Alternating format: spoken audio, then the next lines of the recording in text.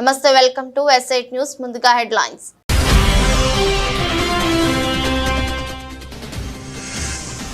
హైడ్రాకి రాష్ట్ర ప్రభుత్వం విశేషాధికారాలు. ORR లోపలి కోర్ ఏరియా అంతా హైడ్రా పరిధిలోకి తీసుకువస్తూ మంత్రివర్గం నిర్ణయం.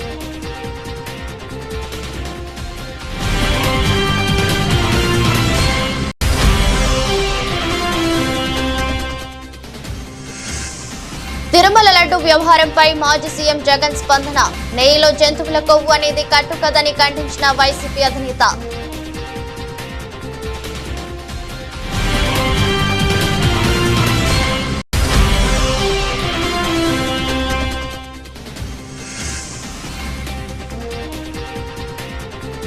సింగరేణి కార్మికులకు దసరా బోనాంజా.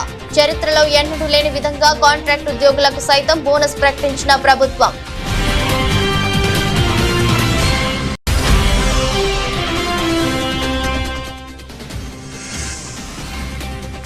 చర్లపల్లి జైలుకు జానీ మాస్టర్. 14 రోజుల రిమాండ్ విధించిన కోర్టు.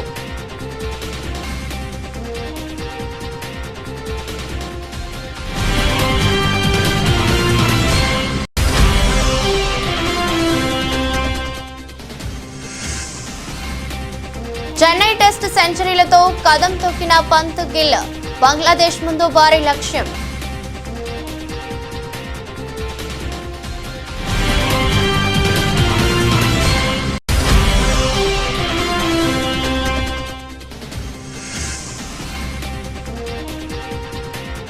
దూసుకుపోయిన స్టాక్ మార్కెట్లో 1359 పాయింట్లు పెరిగిన సెన్సెక్స్.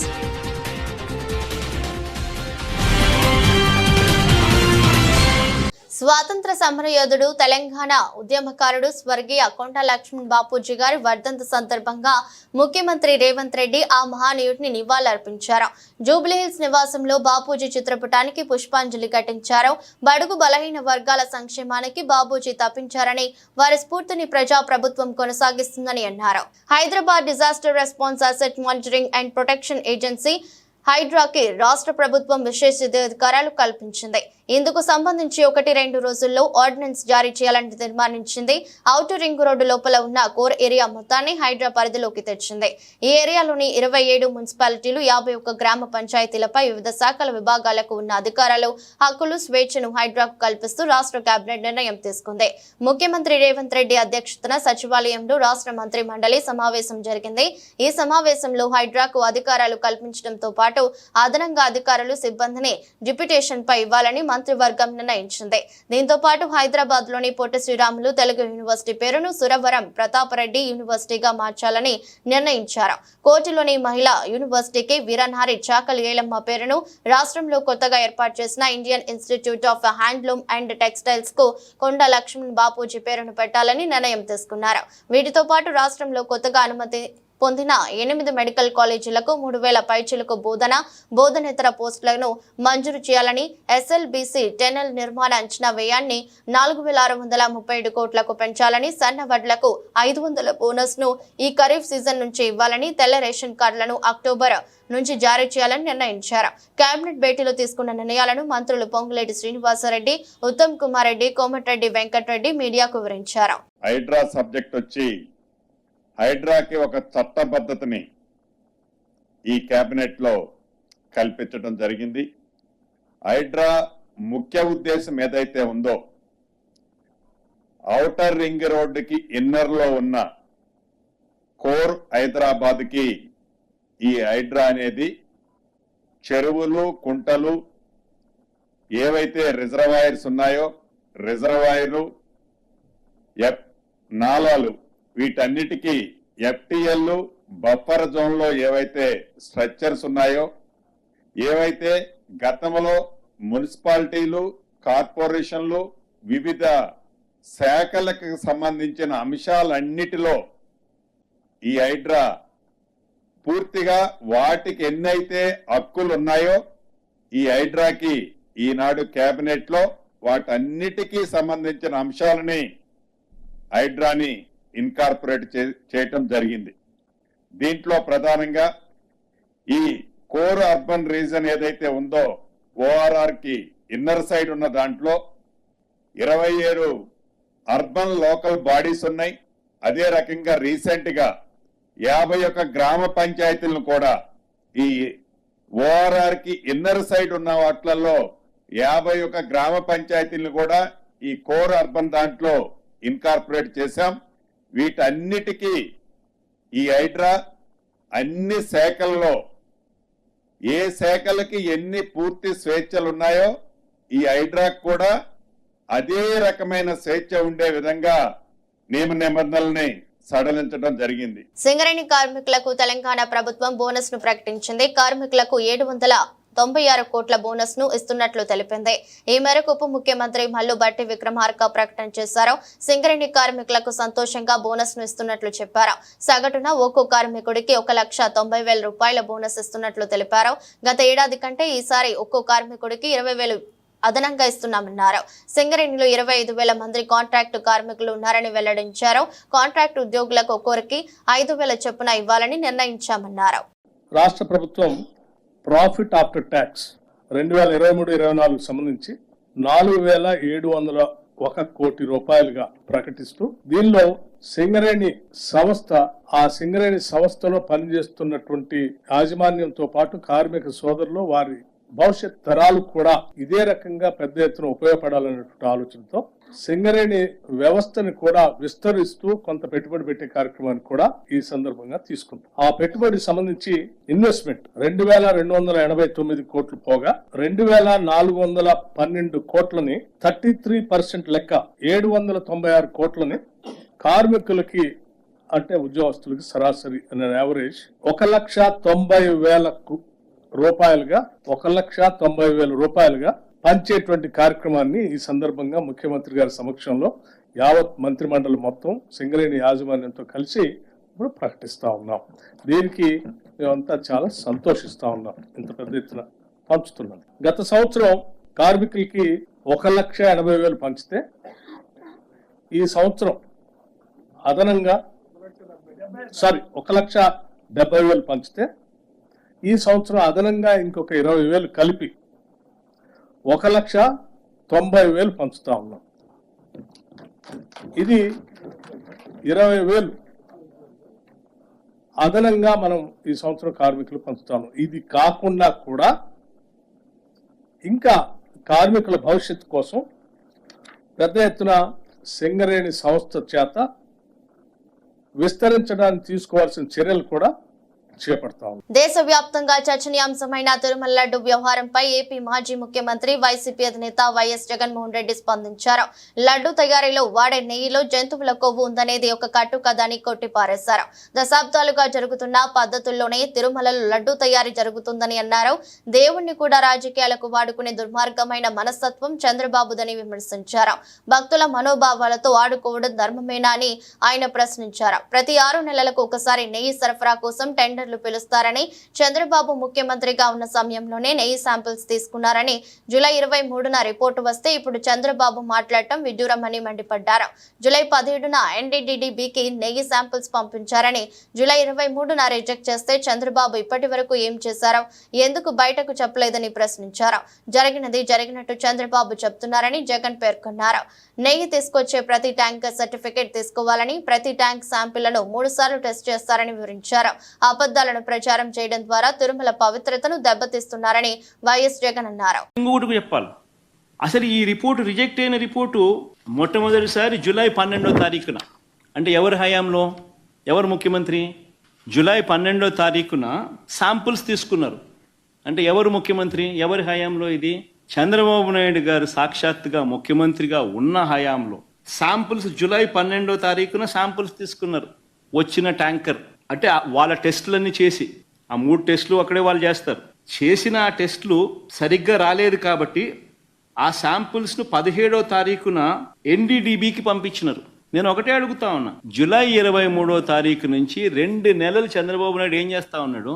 2 నెలల తర్వాత ఇప్పుడు చంద్రబాబు నాయుడు గారి 100 రోజుల పరిపాలన మీద అడ్వర్టైజ్మెంట్ ఇచ్చినప్పుడు ప్రజలు సూపర్ 6 ఏమైంది, సూపర్ 7 ఏమైంది అని చెప్పి ప్రజలు చంద్రబాబు నాయుడు నిలదీస్తా ఉన్నప్పుడు టాపిక్ డైవర్ట్ చేసేందుకు జూలై 23వ తారీఖున ఇచ్చిన రిపోర్టును ఇప్పుడు తీసి ఆ రిపోర్టును వక్రభాష్యం చేస్తూ ఆ రిపోర్టులో నుంచి ఈ మనిషి నోటికొచ్చినట్టుగా ఇష్టం వచ్చినట్టుగా అబద్ధాలు ఆడడం మొదలుపెట్టాడు. నేను చెప్పేది ఒకటే చెప్తా ఉన్నా, ఒక రోబస్ట్ ప్రక్రియ టీటీడీలో ఉంది అని చెప్పడానికి సంతోషపడాలి, గర్వపడాలి. టీటీడీ అన్న దేవాలయం అన్నది, టీటీడీలో తయారయ్యే లడ్డు అన్నది, స్వామివారికి దగ్గర తయారయ్యే ఈ కార్యక్రమం అనేది ప్రసిద్ధి కాంచిన గొప్ప పరిణామం అని చెప్పాలి. ఒక రోబస్ట్ ప్రక్రియ ఉంటే ప్రతి వెహికల్ను సప్లై చేసే ప్రతి వెహికల్ వాళ్ళ సర్టిఫికెట్ తీసుకొని రావడమే కాకుండా టీటీడీ ఆ ప్రతి వెహికల్లో నుంచి 3 శాంపుల్స్ తీసి ఆ శాంపుల్స్ పాస్ అవుతేనే నీకు లోపలికి పోయేదానికి పర్మిషన్ ఇస్తూ టీటీడీలో లడ్లు తయారు చేయడానికి ఉపయోగపెట్టే పరిస్థితి ఉంది అని చెప్పి తెలిసినప్పుడు, ఇంత గొప్ప ప్రాక్టీస్ ఉన్నప్పుడు, ఇంత గొప్ప పరిస్థితి ఉన్నప్పుడు క్రెడిట్ తీసుకోవాల్సింది పోయి మనం ఏం చేస్తా ఉన్నాము, అబద్ధానికి రెక్కలు కడతా ఉన్నాం. ఇవన్నీ శాంపుల్స్, ఇవన్నీ టెస్టుల్లో ఫెయిల్ అయినా కూడా వాడేసినారు, లడ్ల కింద తయారీ చేసేసినారు, భక్తులకు అవి పంచిపెట్టినారు, భక్తులు అలాంటి లడ్లు తిన్నారు అనే ఒక ముఖ్యమంత్రి స్థానంలో ఉన్న వ్యక్తి టీటీడీ వెంకటేశ్వర స్వామి గుడిని అపవిత్రత పాలు చేస్తూ అక్కడ తయారు చేసే ప్రక్రియను అభాస్పాలు చేస్తూ మన గుడిని, మన వెంకటేశ్వర స్వామిని మనం తగ్గించుకుంటున్నాం. పెట్టుబడుల కోసం ఈజ్ ఆఫ్ డూయింగ్ బిజినెస్ కాదు, స్పీడ్ ఆఫ్ డూయింగ్ బిజినెస్ అనే నినాదంతో మా ప్రభుత్వం, మా ముఖ్యమంత్రి పనిచేస్తున్నారన్నారు. ఐఎస్పీ మోడల్లో ఏఐ యూనివర్సిటీ స్థాపనకు తమ ప్రభుత్వం వర్కౌట్ చేస్తుందని, విశాఖ కేంద్రంగా ఐటీ డేటా సెంటర్ ఏఐ పెట్టుబడుల కోసం ప్రయత్నాలు చేస్తున్నామన్నారు. Saying that AI is of course going to change the way we're going to do business, politics or even governance. AI University is something that's very close to our Honorable Chief Minister's heart, and as the HRD Minister I will deliver on this. This is designed keeping in mind the erstwhile ISB model. So we expect titans of industry to support us in this journey and actually run the institution. So government is good at policy making, giving land, and that's where we want to end our role and let industry run the curriculum, the direction, like how you've done amazingly well with ISB. As a state HRD minister, I'm looking at transforming our entire curriculum from KG to PG. It's very important to educate our children at a very young age, and if you launch them in the right direction, then the sky is the limit. So we are very conscious of that, and that's exactly what I am going to do. As far as IT electronics, yes, Andhra Pradesh has missed the Y2K advantage because we were a combined state, and back then Hyderabad was the singular focus. As far as IT investments, the data center investments, AI investments, our focus area is going to be Visakhapatnam. No second thoughts about it, and we will not miss this bus. So next 6 months you will hear a lot of announcements coming about as far as data centers and the entire AI, harnessing the data center energy through AI. CPM జాతీయ ప్రధాన కార్యదర్శి సీతారాం యేచూరి సంస్కరణ సభలో BRS MLA KTR సంచలన comments చేశారు. సీతారాం యేచూరి గొప్పదనాన్ని కీర్తించారు. ఉద్యమం నుంచి వచ్చిన బిడ్డలుగా యేచూరితో మా బంధం రక్త సంబంధం అని అన్నారు. నమ్మిన సిద్ధాంత కోసం ఆఖరి వరకు పోరాడిన యేచూరి జీవితం తమలాంటి వారికి ఆదర్శమని పేర్కొన్నారు.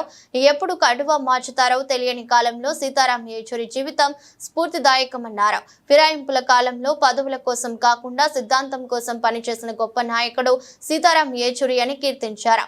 తిట్లు, బూతులు చెలామణి అవుతున్న ప్రస్తుత రాజకీయాల్లో యేచూరి రాజకీయం జీవితం ప్రతి ఒక్కరికి స్ఫూర్తిదాయకమన్నారు. కామ్రేడ్ సీతారాం గారికి మరొకసారి మా పార్టీ తరఫున కూడా హృదయపూర్వకంగా, వినమ్రంగా వారికి జోహార్లు అర్పిస్తూ, పదవుల చుట్టూ పరిభ్రమించే ఈనాటి రాజకీయాల్లో మరి స్థిరంగా సిద్ధాంతం చుట్టూ నిలబడ్డ నిబద్ధత ఉన్న నాయకుడు గౌరవనీయులు శ్రీ సీతారాం యేచూరి గారు. ఎప్పుడు ఏ కండువా మారుస్తారో తెలియని ఫిరాయింపుల ఈ కాలంలో కడదాకా కమ్యూనిస్టుగా బతికిన ఆదర్శ నేత, ఢిల్లీలో వెలిగిన అసలైన హైదరాబాదీ బిడ్డ యేచూరి గారు. హైదరాబాదీ బిడ్డ అని ఎందుకంటున్నా అంటే మాకు కూడా పూర్వాశ్రమంలో కొంత కనెక్షన్ ఉంది.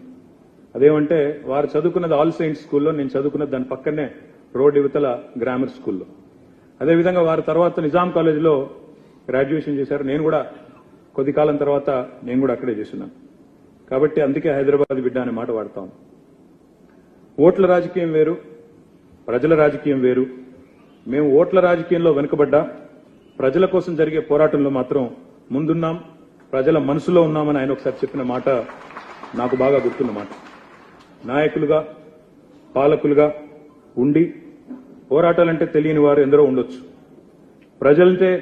ప్రజలంటే కేవలం ఓటు బ్యాంకులుగా మాత్రమే చూసేవారు ఇంకెందరో ఉన్నారు.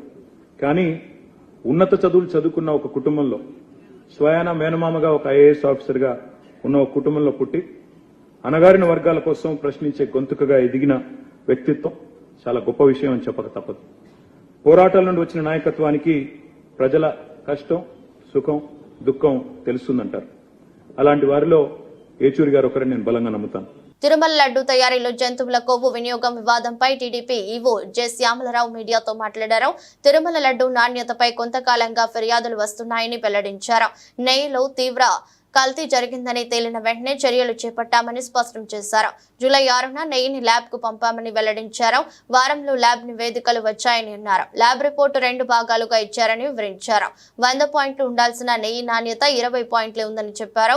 నెయ్యిలో భారీగా జంతువుల కొవ్వుతో కల్తీ జరిగినట్టు నిర్ధారణ అయిన నేపథ్యంలో ఎలాంటి చర్యలు తీసుకోవాలనే అంశంపై కమిటీ వేశామని ఈవో చెప్పారు.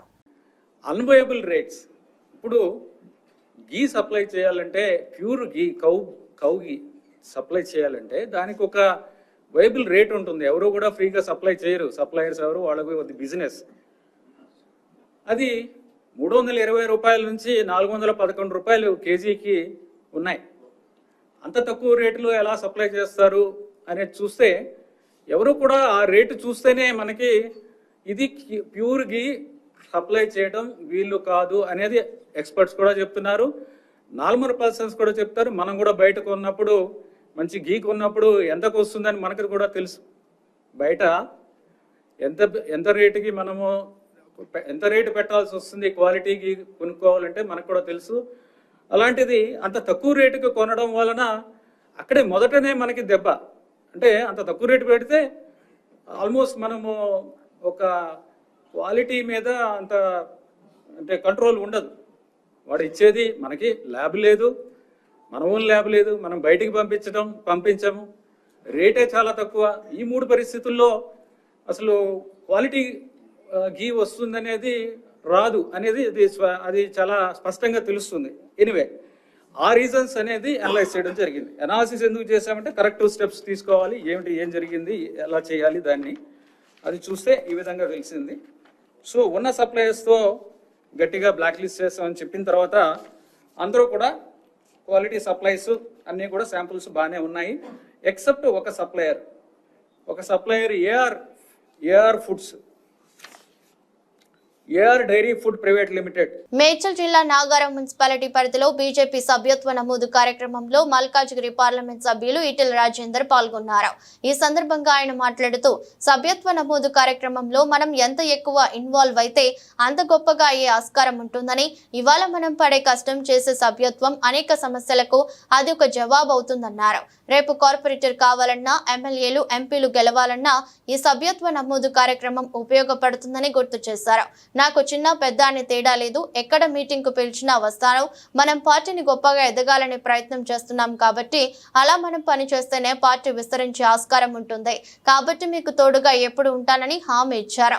ఎన్నికలప్పుడు ఎలా అయితే తిరిగారో ఇప్పుడు కూడా అలానే తిరిగి సభ్యత్వ నమోదును చేయించాలని కోరుతున్నారు.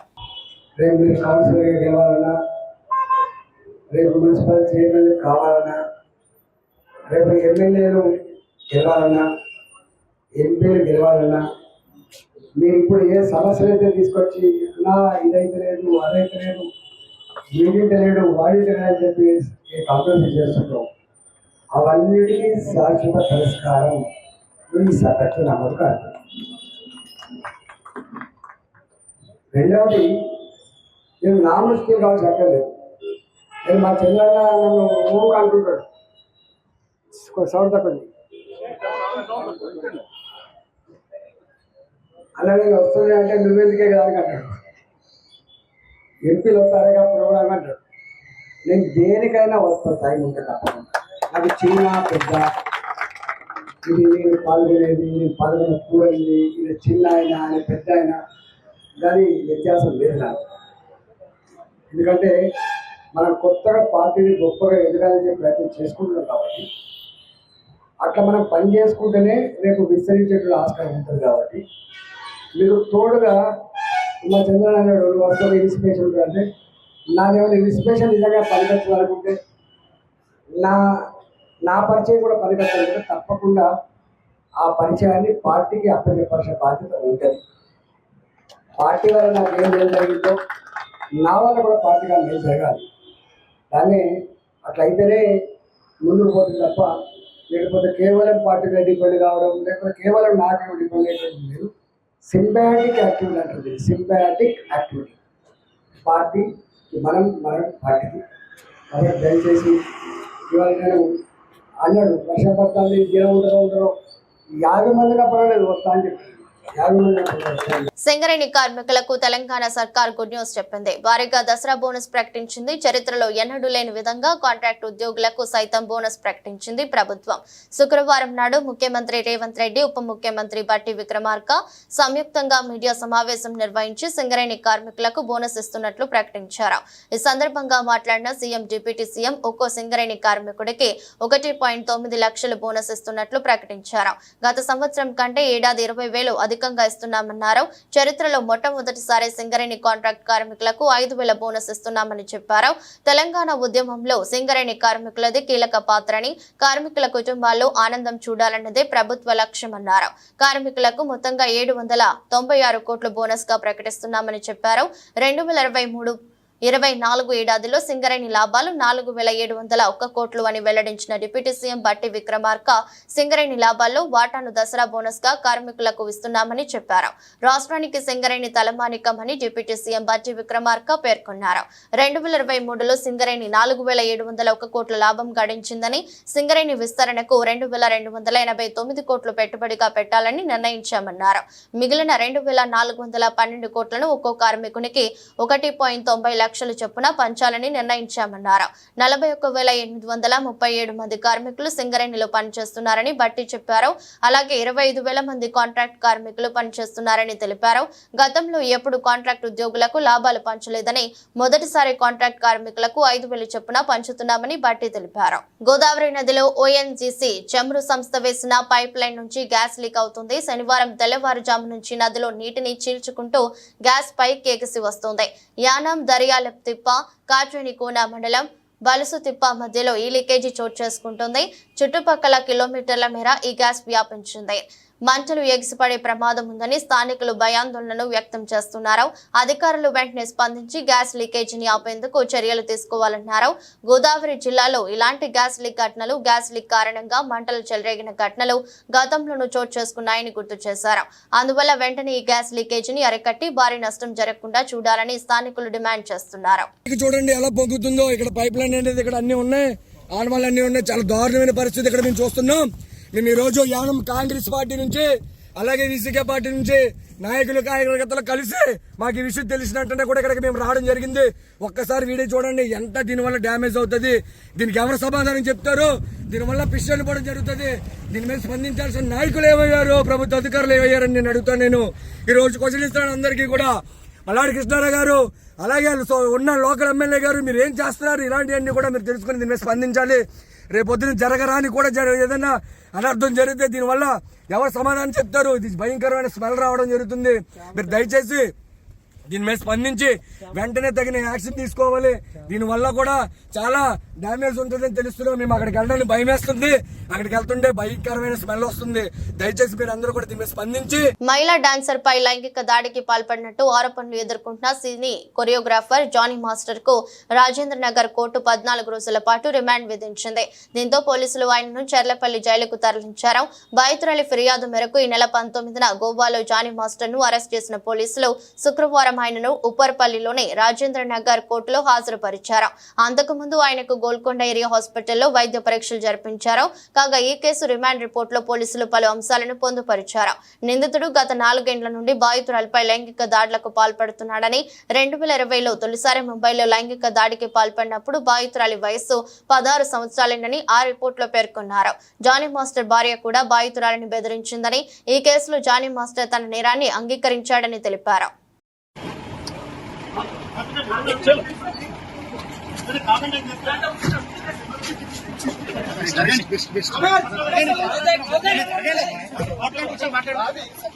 శుభ్మన్ గిల్ ఖాతాలో మరో సెంచరీ పడింది. బంగ్లాదేశ్ తో జరుగుతున్న తొలి టెస్ట్ లో అతను సెంచరీ కొట్టాడు. టెస్టుల్లో అతనికి ఇది 5వ సెంచరీ. చెన్నై టెస్ట్ లో పంత్ సెంచరీ చేసి అవుట్ అయిన తర్వాత గిల్ సెంచరీ నమోదు చేశాడు. 160 బంతుల్లో అతను శతకాన్ని బాదాడు. రెండో ఇన్నింగ్స్ లో భారత్ 4 వికెట్లు కోల్పి 287 రన్స్ చేసిన తర్వాత డిక్లేర్ చేసింది. దీంతో భారత్ కు 514 పరుగుల ఆధిక్యం లభించింది. 2.5 రోజుల్లో బంగ్లాదేశ్ గెలుపు కోసం 515 రన్స్ చేయాల్సి ఉంటుంది. ఇవాళ ఉదయం పంత్ గిల్ ను ఆడేసుకున్నాడు. బంగ్లా బౌలర్లను బౌండరీలతో సతాయించారు. ఈజీగా స్కోర్ బోర్డును పరిగెత్తించారు. పంత్ తన వెరైటీ షాట్లతో అలరించగా గిల్ మాత్రం తన ట్రేడ్ మార్క్ షాట్స్ తో నిలకడ ప్రదర్శించాడు. ఆ ఇద్దరి మధ్య 167 పరుగుల భాగస్వామ్యం ఏర్పడింది. పంత్ 109 రన్స్ చేసి అవుట్ అవ్వగా గిల్ మాత్రం 119 రన్స్ తో నాట్అవుట్ అయి నిలిచాడు. దేశీయ స్టాక్ మార్కెట్లు మరో మైలురాయిని అధిగమించాయి.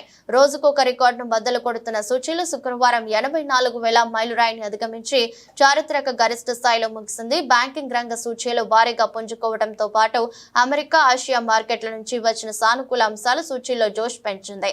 ఇరు సూచీలు ఆల్ టైమ్ రికార్డు స్థాయిలో ముగియడం విశేషం. ఇంట్రాడేలో 1,500 పాయింట్లకు పైగా లాభపడి 30 షేర్ల ఇండెక్స్ సూచీ సెన్సెక్స్ చివరకు 1,359.51 పాయింట్లు అందుకొని చారిత్రక గరిష్ట స్థాయి 84,544.31 వద్ద ముగిసింది. అటు మరో సూచీ నిఫ్టీ సైతం 26,000 దిశగా పయనిస్తుంది. మార్కెట్ ముగిసే సమయానికి నిఫ్టీ 375 పాయింట్లు అందుకొని 25,791 దగ్గర స్థిరపడింది. గత వారంలోనే 83,000 మార్క్ ను అధిగమించిన సెన్సెక్స్ కేవలం 5 ట్రేడింగ్ రోజుల్లోనే మరో మైలురాయి 84,000 మార్క్ ను చేరుకోవడం విశేషం. దీంతో మదుపర్ల సంపద మరో 6 లక్షల కోట్లకు పైగా పెరిగింది. పెట్టుబడిదారులు ఎగబడి కొనుగోలు జరపడంతో సూచీలతో పాటు మదుపర్ల సంపద కూడా అమాంతం పెరిగింది. ఈక్విటీల ర్యాలీలో బీఎస్ఈలో లైస్టిన కంపెనీల విలువ 6,24,468.11 కోట్లు పెరిగి 4,71,71,745.83 కోట్లు చేరుకుంది. వార్తలు ముగించే ముందు మరోసారి హెడ్లైన్స్.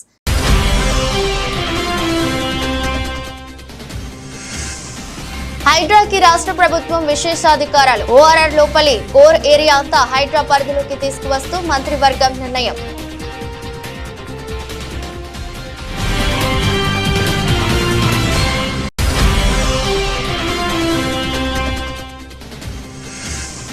తిరుమల లడ్డు వ్యవహారంపై మాజీ సీఎం జగన్ స్పందన. నెయ్యిలో జంతువుల కొవ్వు అనేది కట్టుకదని ఖండించిన వైసీపీ అధినేత.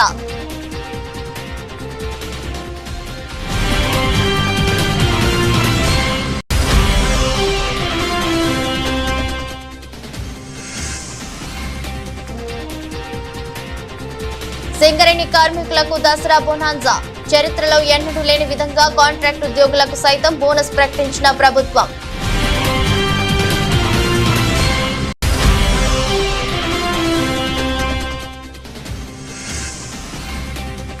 చర్లపల్లి జైలుకు జానీ మాస్టర్. 14 రోజుల రిమాండ్ విధించిన కోర్టు.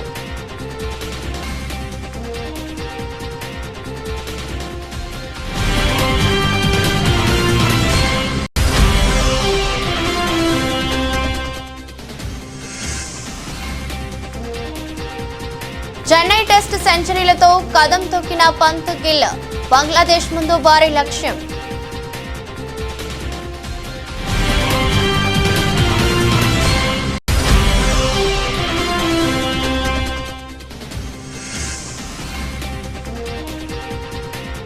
దూసుకుపోయిన స్టాక్ మార్కెట్లో 1,359 పాయింట్లు పెరిగిన సెన్సెక్స్.